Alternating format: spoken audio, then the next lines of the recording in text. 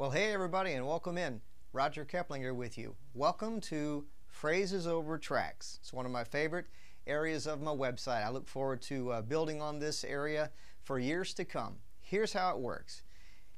If you've ever gone out, bought yourself a book of licks, okay, I want to learn some rock licks, I want to learn some blues licks, I want to learn some jazz phrasing, things like that. If you've ever gone out and done that, and in wanting to add something to what you already can play, or even to just get started learning something that will sound in the style of, then you're in the right place. Here's how it works.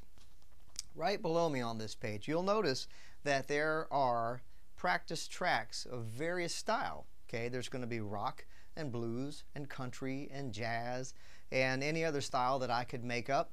These tracks are going to be representative of the various styles of music that I'm going to play these phrases over. So you'll click on the link to each one of those tracks and listen to. There'll be a play button at the very top of that page. You'll hit that button and you'll just listen to that track and that style, and you go, okay, that sounds like something I might want to take a solo over or play a melody on top of.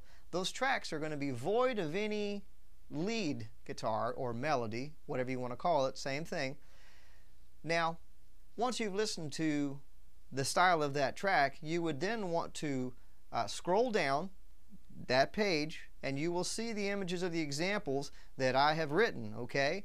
And there will be a play button right above those images. You can click on that image and I will play that, or click on that play button above the image, and I will then be playing that phrase over the track, okay? And you can learn everything about it. It'll be written in tab and standard notation.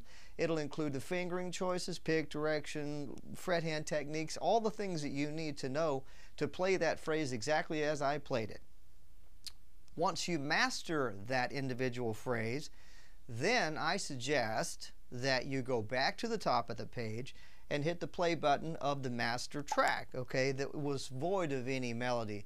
And then I want you to play that phrase over that track by yourself, so you will know that you've mastered that phrase, okay? So your process on this page is: listen to the sound of the practice track, whatever it is, country, blues, rock, whatever, jazz.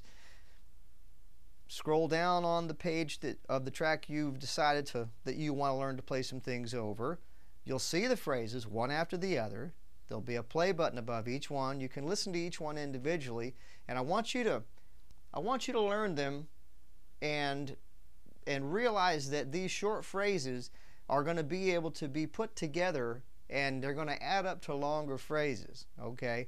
So the idea is, rather than learn one big long phrase, which I've seen people try before and we all don't do too well with, it's easier, maybe a little better for you in the long run, to learn these short phrases, really master them, really nail them down. And when I say nail it down, I mean play along over the top of it and sound exactly like I'm playing it, because all I am, so you'll know, is a product of all of the guitar players that I've sort of ripped off their stuff. You know, you name it, I've probably learned a lick or a phrase or two from each and every one of them. So over 35 years of playing, I am only the culmination of all the people and all the styles of music that I've tried to master, okay? Hopefully that makes good sense.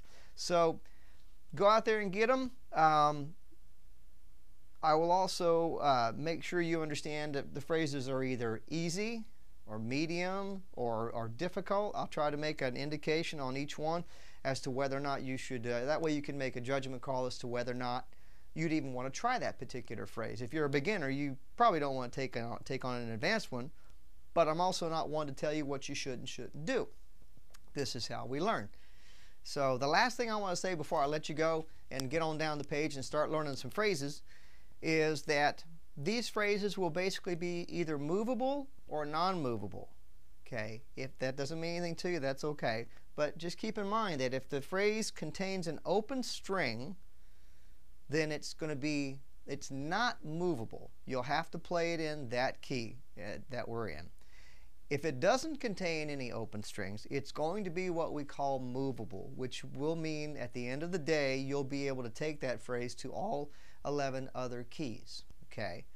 And I know I said that's the last thing I'm going to say, but one other thing, so you'll know all these phrases are created in either G major, E natural minor, which is the relative minor of G major, or E blues, which primarily utilizes the E minor pentatonic blues scale. So you won't have to go learning, you won't have to relearn the lick to play it over the tracks, whether they're centered in G major, E natural minor, or an E blues. Okay, there you have it. Go get them. I hope this wasn't too much for you. Enjoy phrases over tracks, and happy practicing. See you guys.